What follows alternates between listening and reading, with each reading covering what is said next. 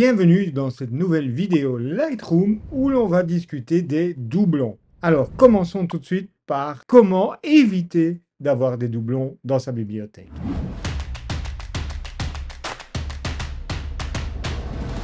Cette vidéo sera présentée en deux parties. La première partie va vous montrer donc comment éviter d'avoir des doublons. On va voir ensemble pourquoi vous avez des doublons dans votre bibliothèque Lightroom.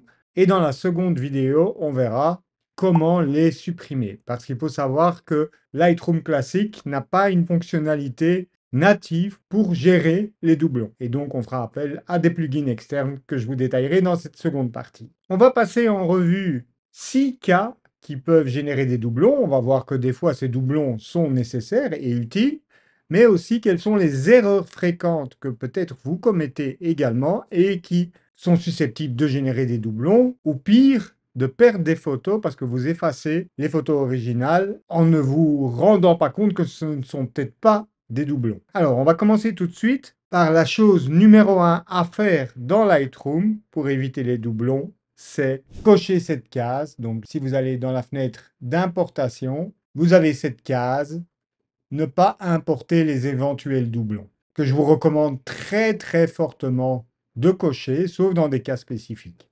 Donc, je vous ai préparé un exemple, comme vous pouvez le voir ici. Donc, j'ai créé un dossier doublon. Donc, ce dossier existe 2 fois sur mon disque dur, mais à des endroits différents. Donc, ceux-ci ont déjà été importés. Et maintenant, je vais tenter d'importer donc le second dossier qui contient exactement les mêmes photos, sauf qu'elles ne sont pas au même endroit. Donc, voici ce dossier. Et donc, comme vous pouvez le constater, Lightroom m'autorise à importer ces photos alors qu'elles sont déjà dans mon catalogue. Et bien là, maintenant, si je coche ne pas importer les éventuels doublons, hop, Lightroom détecte qu'elles existent déjà dans son catalogue, qu'elles ont déjà été importées précédemment et donc elles sont grisées. Donc retenez que si vous voyez qu'une photo est grisée dans la fenêtre d'importation, c'est quasi jamais une erreur de Lightroom, c'est plutôt une erreur de l'utilisateur qui ne sait pas que cette photo est déjà importée. Alors il est tout à fait possible que vous ne savez pas où elle est, mais elle est en tout cas dans le catalogue. Donc cette fonction, ne pas importer les éventuels doublons, est vraiment à cocher. Elle va vous éviter beaucoup de problèmes d'organisation de votre photothèque. Quels sont les critères qui permettent à Lightroom donc de détecter ces éventuels doublons? Alors tout d'abord, il y a le critère du nom de fichier, c'est-à-dire celui qui est donné par votre appareil photo, ainsi que l'extension, qui détermine donc le type de fichier, ici du JPEG par exemple, mais pas que. Il analyse également les métadonnées, donc par exemple la date et l'heure de capture du fichier, c'est-à-dire que si deux photos ont le même nom, mais une date et heure de capture différentes, il ne va pas considérer que ce sont des doublons. Mais attention, avec cette détection basée sur le nom, on va faire un petit test. Je vais aller donc dans ce dossier ici qui contient donc les photos en double. Voilà. Et je vais par exemple ici renommer la première photo.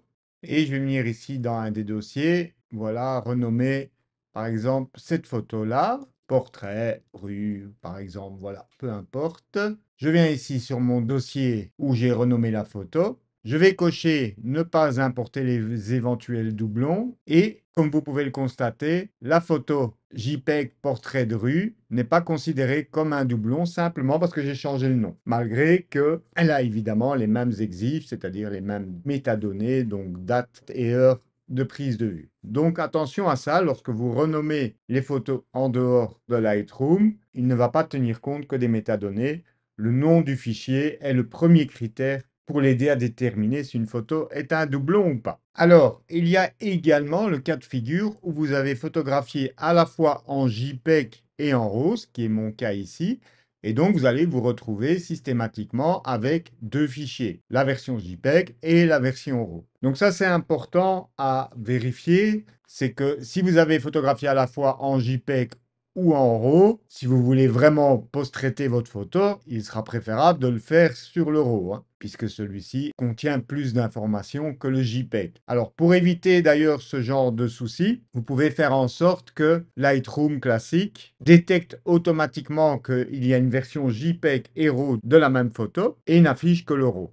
Alors pour ça, il vous suffit d'aller dans Lightroom classique sur Mac, dans Édition sur PC, vous allez dans les préférences, vous allez sur l'onglet Général et là vous allez avoir cette case à décocher, traiter séparément les fichiers combinés RAW plus JPEG. C'est-à-dire que si vous cochez cette case, eh bien vous aurez le JPEG plus le RAW. Attention, le fait de cocher cette case n'est pas rétroactif et donc ça ne fonctionnera qu'à la prochaine importation. Donc je vais la cocher, je referme la fenêtre et maintenant je vais importer 2-3 photos du dossier doublon. Donc je clique ici en bas sur importer, je décoche la case ne pas importer les éventuels doublons décochés pour justement pouvoir les importer. Je sélectionne bien ici ajouter puisque je ne veux pas encore copier les fichiers, donc ajouter à mon catalogue alors qu'ils sont déjà existants ailleurs. Je sélectionne le dossier qui contient donc les photos. Pensez à inclure les sous-dossiers. Donc on voit bien ici le JPEG et chaque fois le RAW qui lui est associé. Mais ici ça ne va pas fonctionner. Pourquoi? Parce que j'ai créé un sous-dossier JPEG et un RAW. Pour que cette fonctionnalité de Lightroom fonctionne, c'est-à-dire de traiter le RAW et JPEG comme un fichier unique, il faut que vos fichiers JPEG et RAW soient dans le même dossier. Donc ici, je vais rapidement regrouper les 2-3 premiers JPEG dans le même dossier que les RAW. Donc pour ça, clic droit, vous pouvez accéder ici directement dans votre Finder ou Explorateur. Voilà donc les 2 premiers JPEG que je vais déplacer donc dans le dossier RAW correspondant. Voilà. Donc je clique sur le dossier et comme vous pouvez le voir, maintenant déjà les 2 premières photos, il ne me propose plus le JPEG qui y était lié. Donc ici, je vais tout désélectionner, sélectionner juste les 2 premières. Je clique sur importer. Donc comme vous pouvez le constater, maintenant il a marqué ici nef plus JPEG. Alors évidemment, le fichier que vous voyez, c'est le RAW, hein, comme vous pouvez le constater. Cette indication n'a donc pour but que de vous signaler qu'il existe un JPEG de ce RAW. Alors comment accéder au JPEG? Eh bien là, vous ne pouvez pas y accéder directement depuis Lightroom, mais vous pouvez faire un clic droit, afficher dans le Finder, où là, vous allez bien entendu retrouver le fichier JPEG, le RAW, le JPEG, le RAW. Donc ça, c'est plutôt en général ce qu'on conseille de faire lorsque l'on shoot en JPEG et RAW pour éviter de se retrouver avec des doublons et surtout, ça arrive souvent, ça m'est déjà arrivé, de traiter le JPEG en pensant que je suis sur le RAW. Pour ça, c'est également important de bien afficher ces informations au niveau des miniatures, chose que vous pouvez faire en faisant un clic droit sur n'importe laquelle des miniatures et en sélectionnant option d'affichage. Pensez donc à bien indiquer ici dans l'en-tête le nom du fichier de référence, l'extension de fichier, c'est vraiment important donc de savoir si vous êtes sur un nef ou un JPEG ou un PNG ou un DNG ou que c'est. Maintenant, si vous voulez traiter séparément les JPEG des RAW, eh bien, il vous suffit, tout comme moi je l'avais fait, de regrouper vos JPEG dans un sous-dossier et vos RAW dans un autre sous-dossier. Donc, même si vous avez paramétré votre Lightroom pour ne pas traiter séparément les fichiers combinés RAW plus JPEG, vous aurez accès aux 2 types de fichiers également. Donc, pour récapituler, Lightroom classique pour détecter s'il y a doublon se base sur le nom du fichier, sur les métadonnées, la taille du fichier qui peut aussi constituer un critère de détermination de doublon. Donc, si, imaginons, vous avez un autre RAW compressé, non compressé, il est possible que Lightroom considère que c'est un fichier différent parce qu'ils n'ont pas le même poids. Il vérifie aussi normalement la signature numérique du fichier, ce qu'on appelle le checksum, mais ce n'est pas explicitement mentionné dans la documentation, donc je ne m'avancerai pas plus sur ce sujet-là. En parlant de nom de fichier, il y a aussi quelque chose que vous devez savoir dans Lightroom. Donc ici, j'ai cette photo qui s'appelle donc OZ 99412. Et ici, dans un autre dossier, j'ai une photo qui porte exactement le même nom et la même extension, puisque parfois, quand vous arrivez à 10 000, votre boîtier recommence la numérotation. Eh bien, regardez, si je veux la déplacer dans le dossier qui contient la photo de libellule qui a le même nom, je clique ici sur déplacer. Lightroom vous prévient que le fichier existe déjà dans le dossier de destination. Et il ne va pas vous permettre, par exemple, de le renommer là directement, par exemple en ajoutant un suffixe 2 ou quelque chose comme ça. Alors ne croyez pas qu'ici le bouton enregistrer sous va vous permettre de l'enregistrer. En fait, ça crée juste un fichier texte de l'erreur. Donc si j'appuie sur OK, comme vous pouvez le voir, il n'y a pas eu de doublon. Il n'a pas permis donc de copier cette photo dans l'autre dossier. Il faut savoir que cette modification de déplacement que l'on fait dans Lightroom se répercute évidemment dans le Finder ou l'explorateur Windows.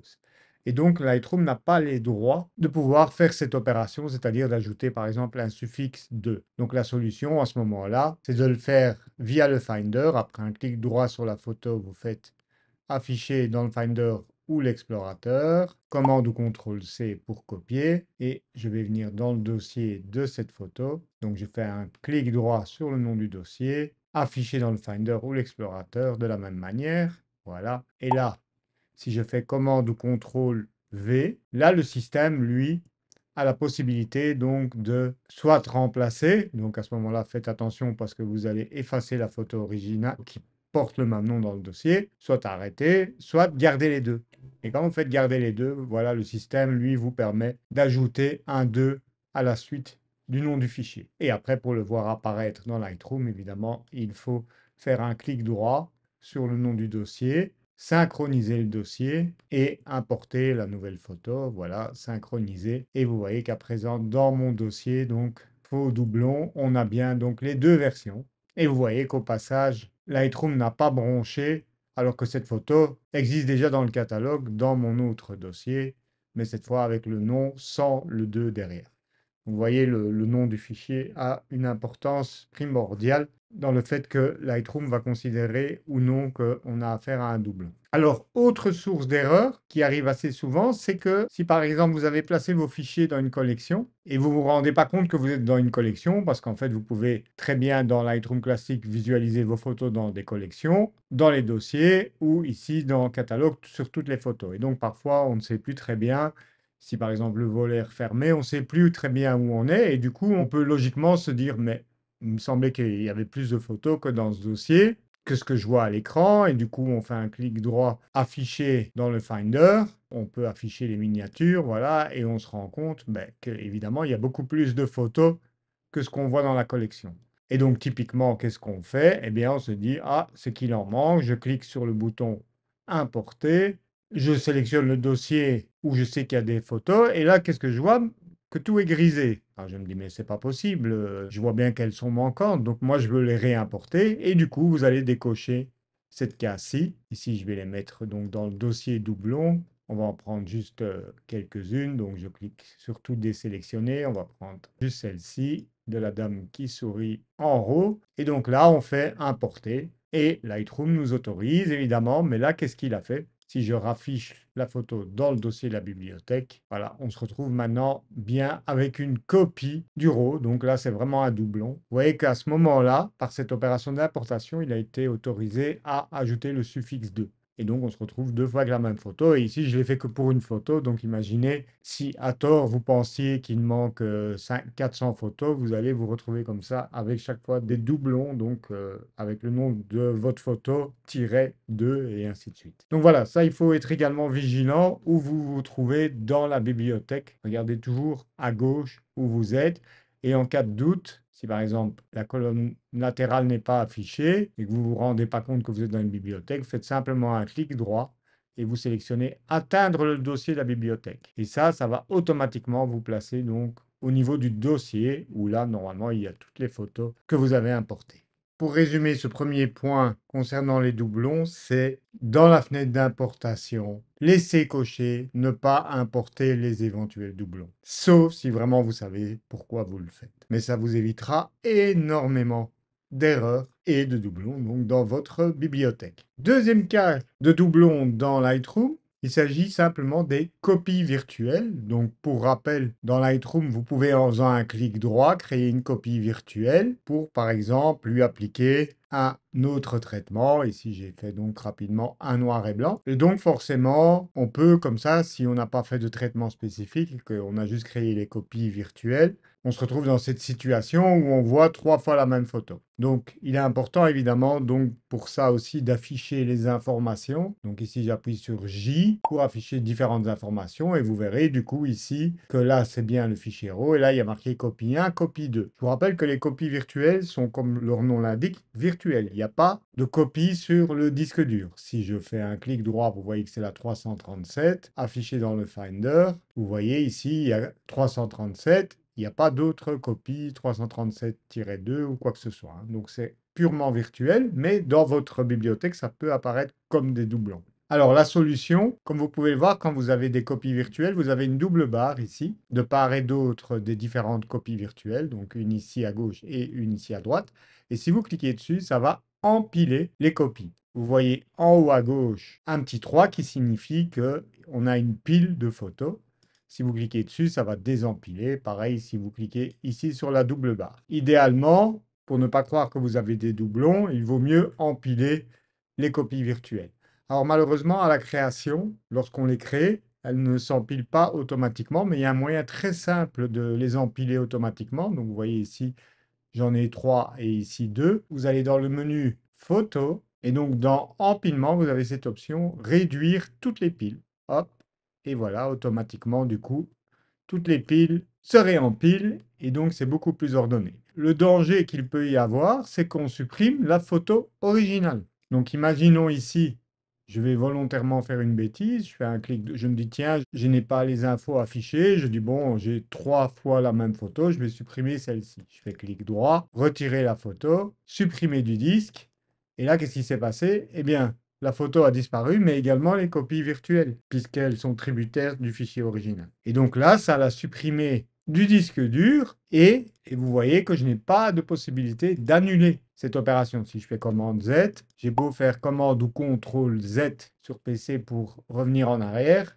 je ne peux pas. Si je fais un clic droit affiché dans le Finder, vous voyez la 337, elle a disparu. Et la seule solution de la récupérer est de passer par votre corbeille, de venir la restaurer donc à son emplacement initial. Donc soyez bien vigilants avec ces copies virtuelles, de ne pas supprimer trop rapidement des photos sans avoir vérifié s'il s'agit d'un fichier original ou une copie virtuelle. Donc pour ça, je vous recommande de toujours appuyer sur J pour avoir les informations. Et si vous ne voyez pas les informations, de les personnaliser en faisant un clic droit et en allant dans Options d'affichage où vous pourrez mettre exactement les informations que vous voulez voir apparaître. Troisième cas de figure, c'est lorsque vous modifiez la photo de Lightroom dans un logiciel externe, par exemple clic droit modifier dans Photoshop, hop, Lightroom va vous créer automatiquement un fichier supplémentaire. Donc, le fichier arrive dans Photoshop. Comme vous pouvez le voir, en fait, il s'agit d'un fichier intitulé "modifié par défaut" .tif, c'est-à-dire que vous avez à la fois maintenant un RAW et un TIFF. Donc ici, juste pour qu'on voit bien la différence, je vais convertir l'image en noir et blanc dans Photoshop. Voilà, on va un petit peu éclaircir les rouges. Voilà, je l'enregistre, fichier enregistré, et du coup, le fichier va repasser dans Lightroom. Voilà, je le ferme ici, je retourne dans Lightroom. Donc voilà, mon fichier est revenu dans Lightroom. Et vous voyez donc qu'on a deux fichiers, on a le RAW original et le fichier modifié. Alors, vous pouvez demander à ce que Lightroom empile automatiquement ces deux fichiers. Vous voyez qu'ici, il n'y a pas la possibilité de les empiler directement. Il faudrait les sélectionner tous les deux et puis faire clic droit, empilement, associé dans une pile. Mais il est possible de le faire de manière automatisée. Pour ça, il faut aller donc dans les préférences, donc Lightroom classique sur Mac, édition sur PC, préférences, et là dans le troisième onglet nommé édition externe, vous allez cocher ici empiler avec l'original. Donc tout ce que vous allez envoyer dans d'autres logiciels, quand le fichier va revenir dans Lightroom, il sera automatiquement mis dans une pile. Donc ici, je vais les empiler manuellement. Clic droit, empilement associé dans une pile. Et bien entendu, vous allez voir la version modifiée, donc celle que vous avez modifiée dans le logiciel externe par-dessus, mais vous pouvez tout à fait changer l'ordre des photos dans une pile. Pour ça, il vous suffit d'aller dans le menu Photo, Empilement, et vous pouvez par exemple, voilà, ici on a la première photo, déplacer vers le bas dans la pile. Et donc c'est le nef qui apparaît au-dessus, ou à l'inverse, si vous voulez remettre le RAW, vous pouvez comme ça changer l'ordre des photos dans la pile pour que c'est la version modifiée qui apparaisse en couverture de la pile, ce qui en général est plus souhaitable. On veut voir la photo dans sa version finale. Quatrième source potentielle de doublons, c'est lorsque vous exportez votre image en JPEG, par exemple, pour la publier sur les réseaux sociaux. Voilà, je vais dans Fichier, Exporter, et que vous avez sélectionné ou si par défaut c'était sélectionné ainsi, dossier de la photo d'origine. Donc là, vous allez la sortir par exemple en JPEG, la redimensionner, et certains vont commettre l'erreur de l'ajouter à ce catalogue. Et donc, si vous faites ça, je clique sur exporter, je vais cliquer ici dans tri par nom de fichier, et vous voyez que du coup maintenant, le JPEG exporté en 2048 pixels se retrouve également dans ma bibliothèque avec toujours le même risque, c'est de confondre ce JPEG exporté avec le RAW original. Donc moi, je vous recommande plutôt, lorsque vous exportez vos fichiers, donc celui-ci, je vais le supprimer, retirer la photo et supprimer du disque, c'est lorsque vous faites une exportation, c'est de ne pas l'exporter vers le dossier de la photo d'origine, donc exportez-le vers un dossier spécifique par exemple. Moi, dans mon flux de travail, j'ai créé un dossier qui s'appelle Sélection, dans lequel je mets toutes les photos que je vais publier sur les réseaux, ce qui me permet de les retrouver très facilement. Et surtout, ici, il n'y a aucun intérêt, a priori, à les rajouter à ce catalogue. Ce que vous pouvez toujours faire par après, si vous avez comme moi créé un dossier sélection, c'est venir l'importer en cliquant ici sur le petit plus pour que vous puissiez consulter par exemple toutes les photos que vous avez exportées. Mais je vous conseille de ne pas les mélanger avec votre dossier d'origine.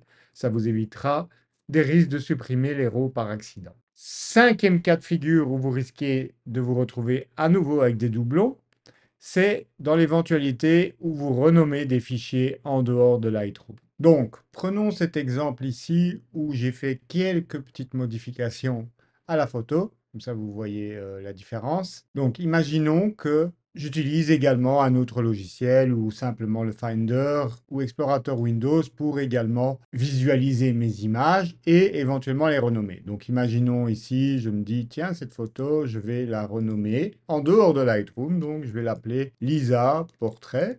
Voilà. Et donc, une fois que vous faites ça en dehors de Lightroom, eh bien Lightroom, il n'est pas au courant. Et donc, si on affiche la grille, vous voyez qu'il y a un petit point d'exclamation ici, pour signaler que la photo n'est plus là, puisque lui, il recherche 99450 et non Lisa Portrait. Donc vous vous dites, mais pourtant, je suis certain que cette photo est dans le dossier, donc un réflexe naturel, ça va être de resynchroniser le dossier. Donc vous allez sur le dossier, vous faites un clic droit, synchroniser le dossier, et là vous voyez qu'il a détecté une nouvelle photo, vous vous dites, ah voilà, j'avais bien raison, il y a bien une photo qui n'a pas été importée correctement. Vous cliquez sur synchroniser, vous voyez donc la photo que vous avez renommée en dehors de Lightroom et vous faites importer. On va atteindre le dossier de la bibliothèque pour voir toutes les photos. Ok, elle est là, mais elle n'a pas le traitement appliqué. Vous voyez, comme celle de gauche. Vous dites, mais c'est pas normal, j'avais pourtant traité ma photo, etc. Et bien à ce moment-là, vous vous dites, bon, je vais cliquer ici sur le point d'exclamation. Il ne trouve plus le fichier 99450. Eh bien, on va lui dire que c'est Lisa Portrait. Donc, je vais dans rechercher, j'ai cliqué sur rechercher, je viens sélectionner ici Lisa Portrait et je vais sélectionner. Et là, boum, message d'erreur. Le fichier Lisa Portrait que vous avez sélectionné ne porte pas le même nom que celui que vous recherchez. Donc ça, c'est pas trop grave. On fait, oui, ok, il a changé de nom, donc je confirme. Mais là, comme vous avez entre-temps synchronisé le dossier, vous avez un autre message d'erreur qui vous dit le fichier Lisa Portrait est déjà associé à une autre photo du catalogue. Chaque fichier ne peut être associé qu'à une seule photo. Donc là, vous êtes un peu dépité, vous faites OK. Vous vous retrouvez toujours dans la même situation coincée. Ou pire, vous vous dites, comme il y a déjà une photo dans le catalogue qui est nommée comme ça, vous la supprimez. Donc vous faites clic droit, retirer la photo, supprimer du disque, et maintenant vous vous dites, bon, je vais aller chercher Lisa Portrait, hop, et là vous aurez beau chercher, comme vous l'avez supprimé du disque, eh bien, vous ne la retrouverez jamais et vous n'arriverez jamais à retrouver votre fichier original. Donc retenez, ne modifiez pas le nom des fichiers en dehors de Lightroom. Vous pouvez tout à fait le faire dans Lightroom, si vous allez en bibliothèque et vous accédez aux métadonnées du fichier. Ici, vous pouvez dire, voilà, c'est 49-2 sans aucun souci. Voilà, vous voyez, la répercussion est faite ici immédiatement, ainsi que dans le Finder, où vous voyez donc -2 qui a été ajouté. Donc, une fois que vous avez importé des photos dans l'écosystème de Lightroom, par pitié, restez dans Lightroom pour éviter ce genre de problème. Dernier cas de figure où vous allez également vous retrouver avec des doublons, c'est lorsque vous allez, pas de manière volontaire, mais créer des fichiers DNG de vos photos. Alors, dans quel cas? Eh bien, si par exemple, je prends cette photo, je vois qu'elle a 2200 ISO, donc je dis, je vais la débruiter. Je viens ici dans Détail, réduire le bruit, accentuer, voilà. Et du coup, vous allez vous retrouver avec une copie du fichier original parce que au moment où je réalise cette vidéo, Lightroom crée un fichier DNG lorsque vous débruitez le fichier avec l'IA. Bientôt, ce ne sera plus le cas, comme c'est déjà dans Camera Raw maintenant où on peut modifier ce curseur à la volée sans avoir de copie. Mais pour le moment, vous voyez, vous avez donc une copie du fichier.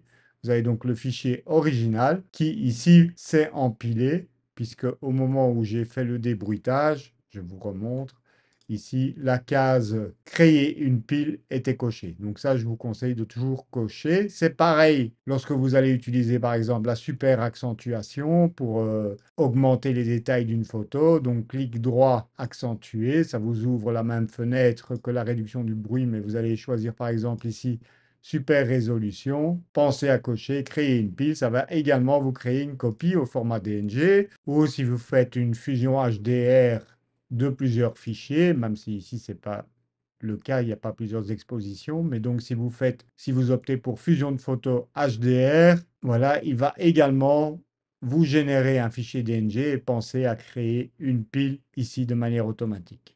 Alors c'est pareil si vous faites un panorama, mais là évidemment vous allez voir que l'image n'est pas pareille que l'original puisque c'est un assemblage de plusieurs photos, alors que dans une fusion HDR, vous pourriez penser que c'est la même. Donc voilà les 6 principaux cas qui peuvent donc générer des doublons. Pour le récapitulatif de tous ces causes de doublons, je vous invite à retrouver donc ce tuto sous forme d'article et de PDF téléchargeable directement sur mon site. Le lien est dans la description. Et donc dans cette première partie de la vidéo, je vous ai montré donc comment éviter les doublons. Et dans la prochaine partie, on verra comment les supprimer à l'aide de plugins externes parce que, comme vous avez pu le constater, Lightroom finalement est très pauvre en capacité de filtrage et d'élimination des doublons. Merci d'avoir regardé cette vidéo jusqu'au bout et on se retrouve très vite pour la suite ou de nouveaux tutos Lightroom, Photoshop et photographie.